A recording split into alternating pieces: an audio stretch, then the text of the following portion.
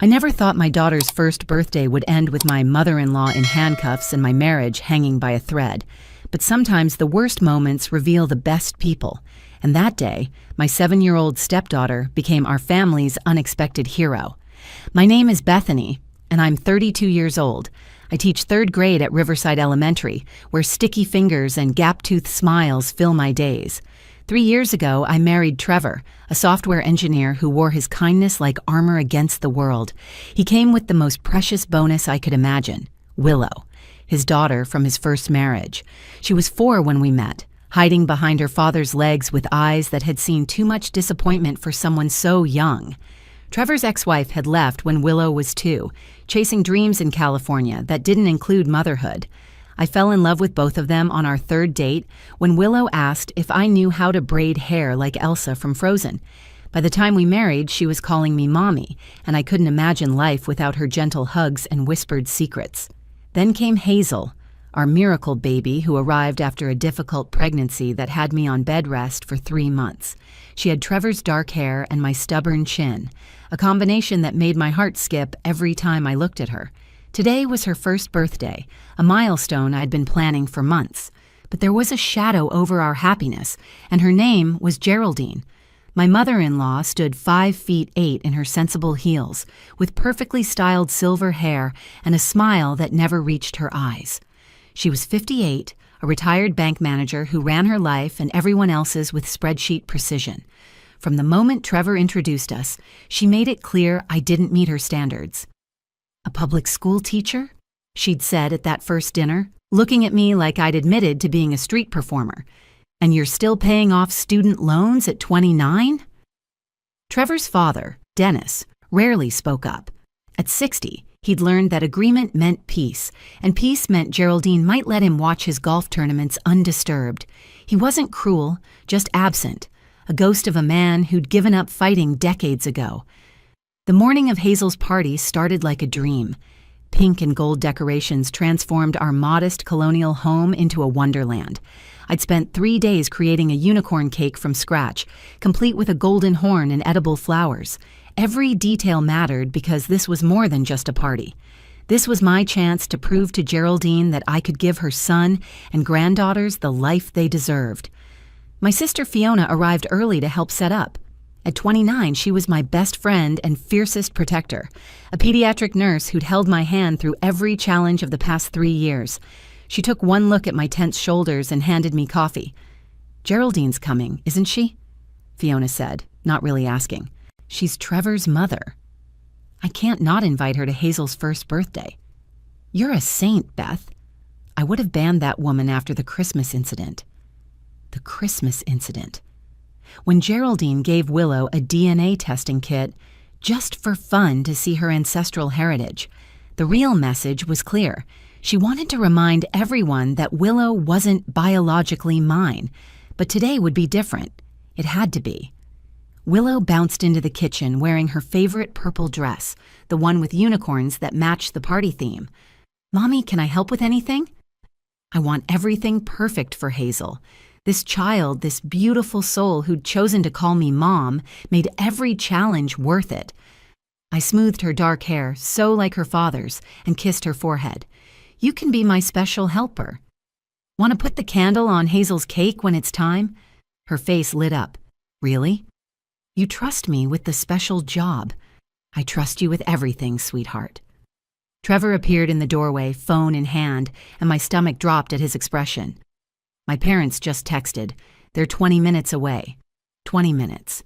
I had 20 minutes before Geraldine arrived to judge my decorations, my food, my parenting, my existence. But when I looked at Hazel in her high chair, clapping her chubby hands at the balloons, I found my strength.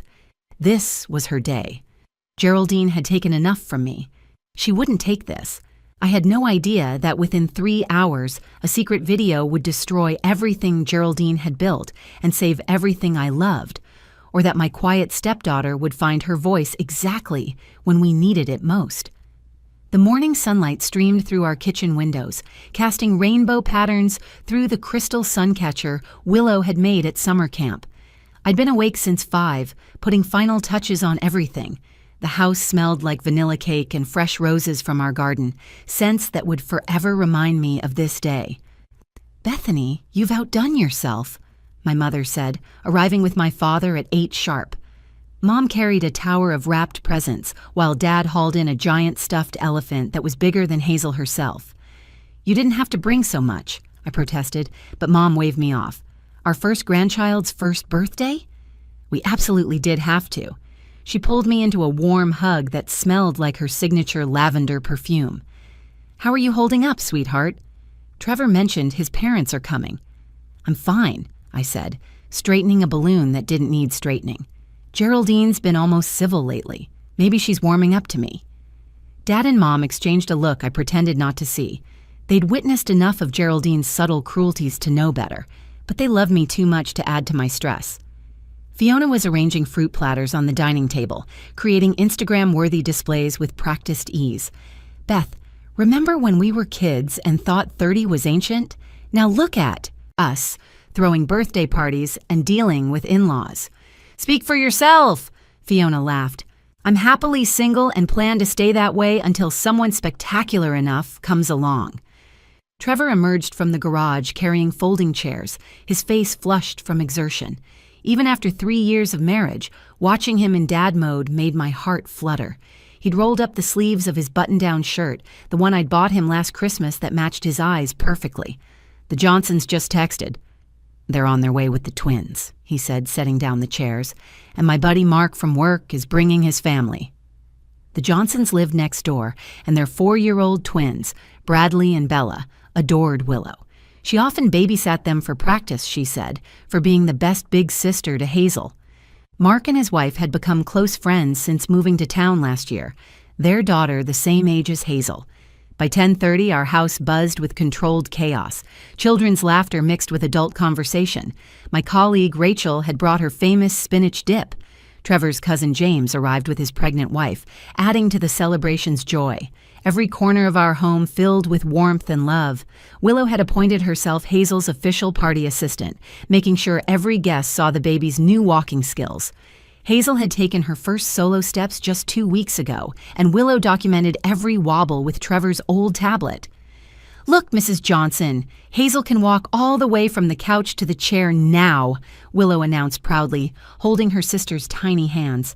"That's wonderful, sweetie," Mrs. Johnson replied. "You're such a good teacher." I was refilling the punch bowl when Trevor's phone buzzed. His shoulders tensed as he read the message. "They're here," he said quietly. Through the window, I watched Geraldine emerge from their pristine Mercedes, wearing a black sheath dress and pearls. Black. To a 1-year-old's rainbow unicorn birthday party. Dennis followed in his usual uniform of khakis and a polo shirt, looking like he'd rather be anywhere else. "Showtime," Fiona whispered, squeezing my hand. "Remember, kill her with kindness." I opened the door with my biggest smile. "Geraldine! Dennis! Welcome! We're so glad you could make it." Geraldine's eyes swept over my sundress, a cheerful yellow thing with tiny flowers that Willow had helped me pick. Her lips pursed slightly, a movement so familiar I could predict it. "Bethany," she said, my name sounding like something unpleasant in her mouth. "Where is my son? Not hello, not happy birthday to my granddaughter, just demanding Trevor's location like I was the hired help. He's in the backyard setting up the bubble machine for the kids. Hazel's in the living room if you'd like to wish her happy birthday." She swept past me without another word, her heels clicking against our hardwood floors like a countdown to disaster. Dennis, at least, had the courtesy to nod and mumble a greeting. In the living room, Hazel sat surrounded by other babies, all of them mesmerized by Willow's puppet show. Geraldine walked straight through without acknowledging any of them, heading for the back door where Trevor was visible through the glass. "Did Grandma see me?" Willow asked quietly, her puppet still on her hand. The hope in her voice broke my heart. "She's just looking for Daddy first, sweetheart." "Keep doing your show. You're doing amazing." But we both knew the truth. Geraldine never saw Willow, not really, and she barely acknowledged Hazel existed. The party shifted the moment Geraldine entered our backyard. Conversations didn't stop, but they softened, like everyone sensed a predator had joined the gathering. Trevor looked up from the bubble machine, his smile faltering when he saw his mother's expression. "Hello, Mother," he said, accepting her stiff embrace. "Thanks for coming." "This machine is rented, I assume?" Geraldine asked, eyeing the professional-grade bubble maker. "Seems excessive for a 1-year-old who won't remember any of this." "Actually, I bought it," Trevor said. "The kids love it and will use it for years." "Wasteful," she muttered, then noticed the catering setup. "You hired caterers? On a teacher's salary?" "I made all the food myself," I interjected, joining them with Hazel on my hip. "Would you like to hold your granddaughter?" Geraldine looked at Hazel like she was a stranger's child. "I'm wearing dry clean only. Perhaps later." Hazel reached out her chubby arms toward her grandmother, making the happy gurgling sounds that usually melted hearts. Geraldine stepped back. "She seems drooly," she observed. "Are you sure she's not coming down with something?" "She's teething," Trevor said, his jaw tightening. "It's normal." The next hour became a masterclass in passive aggression. When my friend Rachel complimented the decorations, Geraldine said, "Yes, Pinterest has made party planning so easy even amateurs can manage something decent." When Mrs. Johnson mentioned how advanced Hazel seemed, Geraldine responded, "Well, all babies seem advanced to their parents." Reality usually sets in later. During the gift opening, she commented on every present. The clothes were garish, the toys were overstimulating, and the books were below age level. She sat in the corner like a storm cloud, radiating disapproval. Willow tried repeatedly to engage her grandmother. She showed her the special birthday crown she'd made for Hazel. Geraldine barely glanced at it. She offered to bring her grandmother punch. Geraldine said she didn't trust drinks made by children. Each rejection made Willow shrink a little more. "Why don't you go play with the twins?" I suggested gently to Willow, seeing tears threatening. "I want to help with the cake," she said, clinging to my side. "You promised I could put the candle on." Dennis, meanwhile, had found Trevor's cousin James and engaged in a riveting discussion about golf courses. He'd perfected the art of being present, but not involved, a skill that enabled Geraldine's behavior for decades. The tension reached its peak when my mother innocently asked Geraldine about her other grandchildren. "You must be so proud. Willow is such a special girl, and now baby Hazel, too." "Willow isn't mine," Geraldine said sharply. "She's from Trevor's first marriage." His actual marriage. In a church, not some beach ceremony anyone could perform. The insult landed exactly as intended. Trevor and I had married on the beach where we'd had our first date, with Willow as our flower girl. It was intimate and perfect, but Geraldine had called it embarrassingly casual ever since. "Both ceremonies create legal marriages," my father said evenly. As a retired police officer, he had little patience for Geraldine's games, and both girls are your granddaughters. "Biology matters," Geraldine replied, looking directly at me. "Some connections are real, others are just legal technicalities." Fiona's hand grabbed mine under the table, keeping me from responding, but I saw Willow's face crumble. She'd heard every word. "Time for cake," I announced brightly, desperate to change the moment. Everyone gathered around the dining table where my masterpiece stood. 3 layers of vanilla cake covered in buttercream, with a fondant unicorn that had taken me 6 hours to perfect. Pink roses cascaded down one side, and "Happy First Birthday Hazel" was written in gold. "It's beautiful, Beth," Rachel gasped. "You should open a bakery." "A bit much for a baby, don't you think?" Geraldine said, positioning herself right next to the table. "All that sugar. Though I suppose dietary discretion isn't a priority in this house." I bit my tongue and lit the single pink candle. Trevor held the video camera while I lifted Hazel. The room filled with voices singing, "Happy Birthday," everyone smiling at our beautiful girl who clapped along, oblivious to the undercurrents of tension. As the song ended, I leaned forward to help Hazel blow out her candle. That's when I saw Geraldine's hand move. It happened so fast, yet in my memory it plays in slow motion. Her palm connected with the edge of the cake plate, sending it sliding off the table. The crash was spectacular. 3 layers exploded across the floor. Buttercream splattered the walls. The fondant unicorn shattered into pieces. Pink roses scattered like petals at a funeral. "She doesn't deserve this, family!" Geraldine's voice filled the shocked silence. This child, this whole charade. You trapped my son with your pregnancy, you gold-digging little opportunist. Hazel started wailing. Guests gasped. My mother rushed forward while Fiona pulled out her phone, and Trevor just stood there, camera still rolling, frozen in place while his mother's venom filled our home. The silence after Geraldine's outburst lasted maybe 3 seconds, but it felt like 3 hours.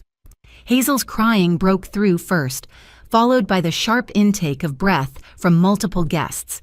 Cake and frosting covered my shoes, and pink roses lay crushed on the floor like my daughter's ruined birthday. Tears welled up in my eyes, but it was Willow's face that broke my heart completely.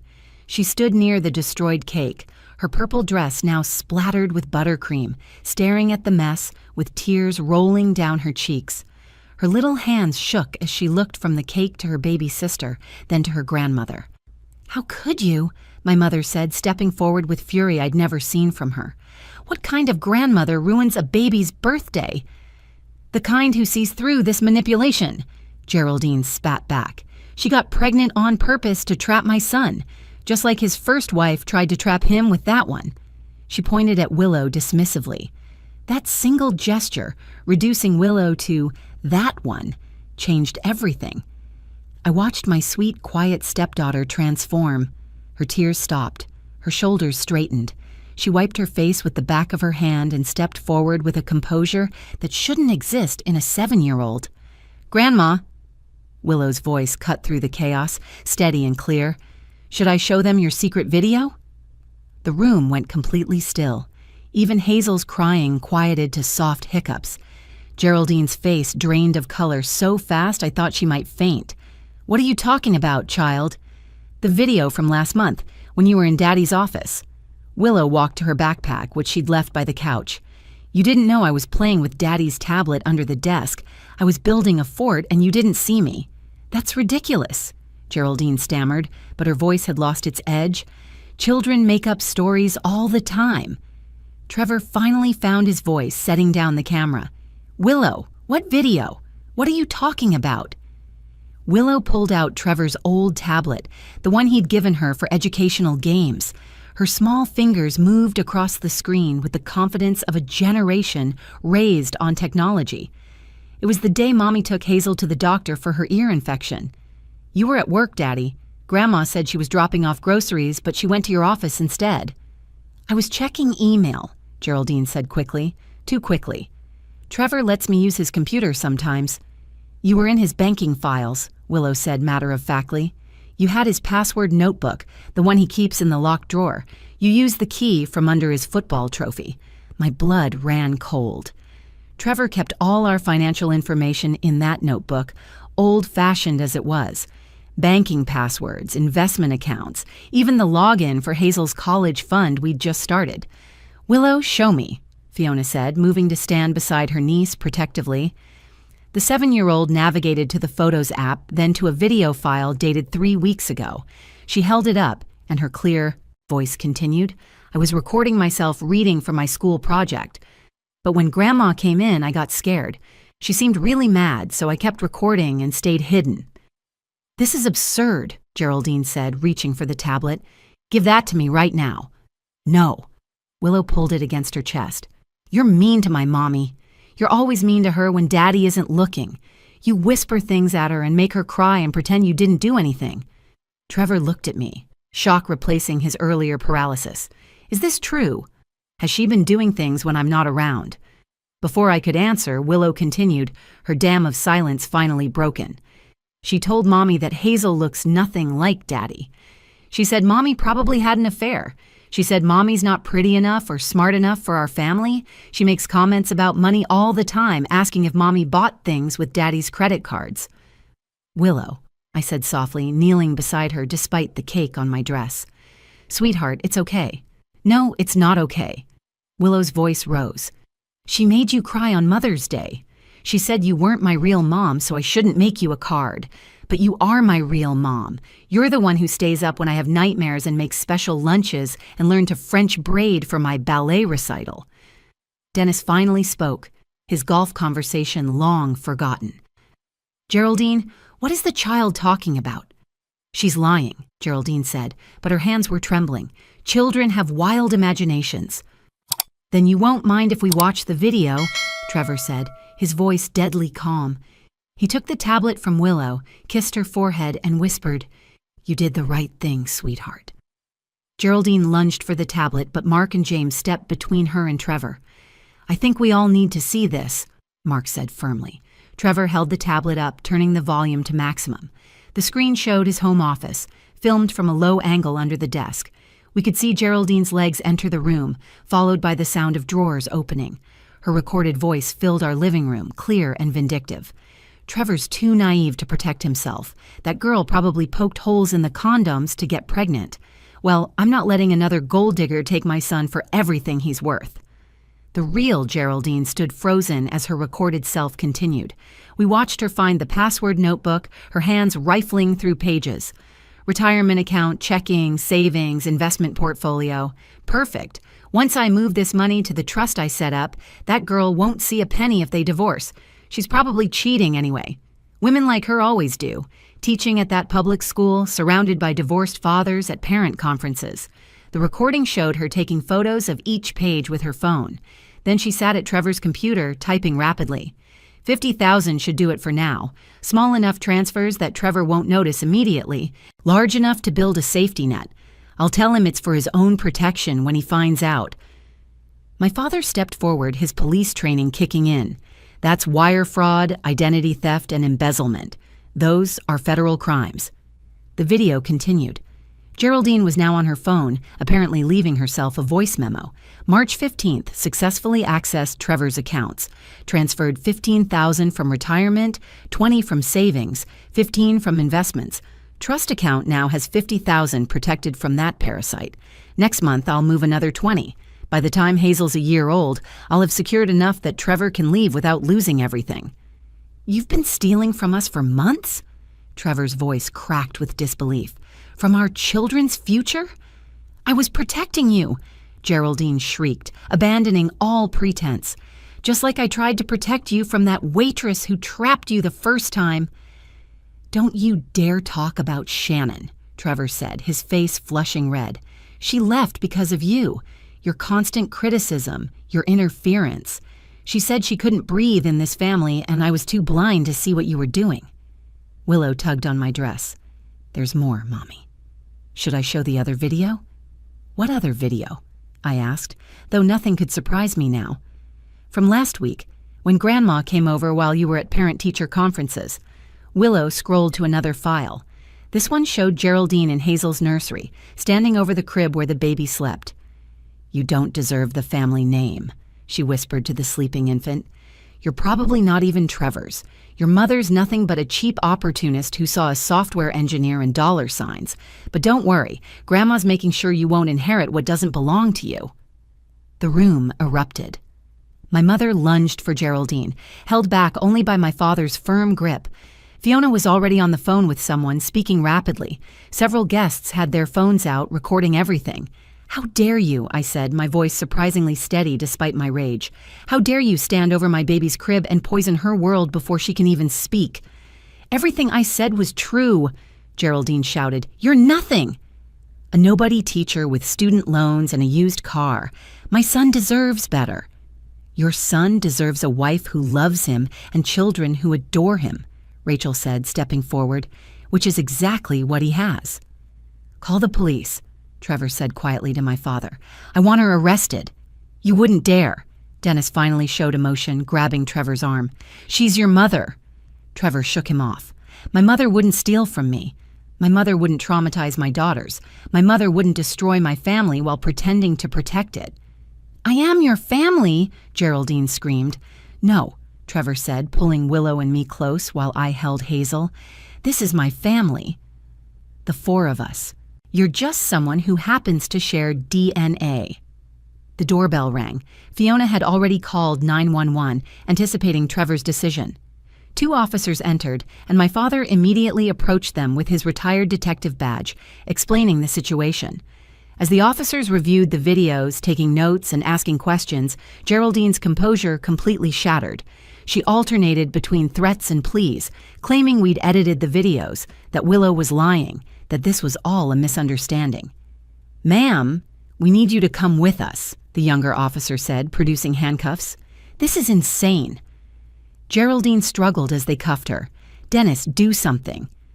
Dennis stood there, looking older than his 60 years. "I can't help you anymore, Geraldine. I'm done enabling this." As they led her away, she turned back one last time. "You'll regret this, Trevor. When she leaves you with nothing, you'll remember I tried to save you." "The only thing I regret," Trevor replied, "is not seeing who you really were sooner." The door closed behind them, and the house fell silent except for Hazel's confused babbling. The silence after the police car pulled away lasted about 10 seconds before our guests erupted in supportive chaos. Mrs. Johnson started cleaning up the destroyed cake, while Mark's wife entertained the children in the backyard, trying to salvage some joy from the day. My mother held me as I finally let myself cry, not from sadness, but from relief. "I'll run to the grocery store," Rachel announced, grabbing her purse. "They have those sheet cakes in the bakery section. It won't be homemade, but Hazel deserves her birthday cake." "I'll go with you," James offered. "We need more ice cream anyway." Within an hour, our friends had transformed the disaster into something beautiful. The store-bought cake had rainbow frosting and "Happy Birthday, Hazel" written in purple. It wasn't my elaborate unicorn creation, but when Hazel grabbed a fistful of frosting and smeared it on her face, laughing hysterically, it was perfect. Trevor hadn't let go of Willow since the police left. She sat on his lap as we sang "Happy Birthday" for the second time, her small voice joining in stronger than before. When she helped Hazel blow out the candle, everyone cheered extra loud just for her. That evening, after everyone left and both girls were asleep, Trevor and I sat on our front porch with my laptop, reviewing our financial accounts. The damage was worse than the video revealed. Geraldine had been siphoning money for 8 months, starting right after we announced my pregnancy. Small amounts at first, then growing bolder. In total, she'd stolen $73,000. "How did I not notice?" Trevor kept asking, head in his hands. "How did I miss this?" "She was your mother," I said simply. "We don't expect betrayal from people who are supposed to love us." Dennis called the next morning. He'd spent the night at a hotel and wanted to meet. We agreed cautiously, and he showed up with a check for the full amount Geraldine had stolen, plus interest. "It's from my personal account," he explained, looking exhausted but somehow lighter. "I've already filed for divorce. 40 years I made excuses for her behavior. I told myself it was just her way of showing love. But watching that video of her standing over Hazel's crib, speaking such poison to an innocent baby, I realized I've been complicit in emotional abuse for decades." He paused, then looked at Willow, who was coloring at the kitchen table. "I'm sorry, sweetheart. I should have protected you from her. I should have been a better grandfather." Willow considered this seriously, then said, "You can start being better now." And he did. Dennis became the grandfather we never expected, showing up for dance recitals and school plays, teaching Willow chess, and reading stories to Hazel. He even started therapy to understand how he'd enabled Geraldine's behavior for so long. The legal proceedings took 6 months. Geraldine pled guilty to fraud, identity theft, and embezzlement. The judge sentenced her to 2 years probation, 300 hours of community service, and mandatory psychological counseling. She was also ordered to have no contact with our family for 5 years. She sent one letter through her lawyer, not apologizing, but explaining that everything she did was out of love for Trevor. We didn't respond. Some bridges, once burned, should stay ash. Trevor started therapy too, working through decades of manipulation he'd normalized. He learned to recognize the signs he'd missed, the way Geraldine had isolated his first wife until she fled, the pattern of control disguised as concern. "I failed you both," he told me one night. "When she pushed that cake, I froze. I should have protected you immediately." "You were in shock," I said. "We all were. But when it mattered, you chose us." The real hero, though, was Willow. That quiet 7-year-old who'd been documenting her grandmother's cruelty for months, waiting for the right moment to protect her family. Her therapist said she'd shown remarkable resilience and protective instincts. "Why did you start recording Grandma?" I asked her on the first anniversary of the birthday disaster. "Because I heard her make you cry once," Willow said simply, and I thought if I had proof, Daddy would believe me. Grandma was always different when he wasn't around. A year later, at Hazel's second birthday, the party was smaller, but filled with genuine love. Dennis brought his new girlfriend, a kind woman who taught kindergarten and immediately won Willow over. Our home felt lighter without Geraldine's shadow, and Trevor smiled more freely than he had in years. Sometimes the most toxic people come wrapped in family titles, hiding behind words like protection and love while spreading poison through your life. But real family isn't about blood or legal documents. It's about who stands up.